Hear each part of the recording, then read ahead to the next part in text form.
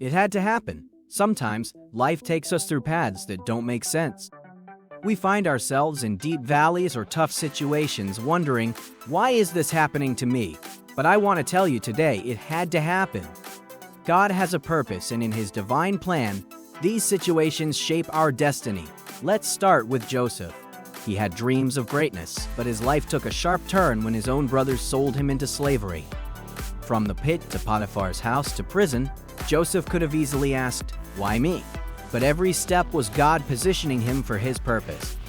When he was elevated to become the prime minister of Egypt, it all made sense. What his brothers meant for evil, God used for good. Genesis 50 verse 20. Joseph had to go through those dark seasons because, without them, he wouldn't have been able to save his family and an entire nation during the famine.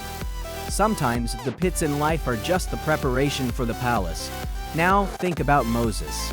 He grew up in Pharaoh's palace, privileged and powerful. But when he tried to rescue his people with his own strength by killing an Egyptian, he was forced to flee to the wilderness for 40 years. It had to happen. Moses needed to learn that deliverance wasn't going to come through his hand, but through God's.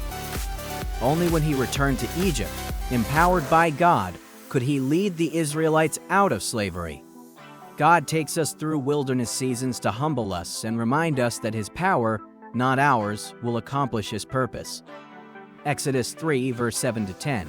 Let's not forget Queen Esther. She didn't just happen to be in the palace. She was placed there for such a time as this. Esther 4 verse 14. When the lives of her people were in danger, Esther had to risk her own life to save them. Everything she went through, her rise to royalty, the favor she found with the king. It all had to happen so she could be in the right place at the right time to fulfill God's plan of deliverance for the Jews. Sometimes, you don't understand why you're in certain positions, but God is positioning you for a purpose. And what about Daniel? He had enemies, people who plotted to destroy him because of his faithfulness to God. Thrown into a den of lions, it looked like the end for Daniel, but God had other plans.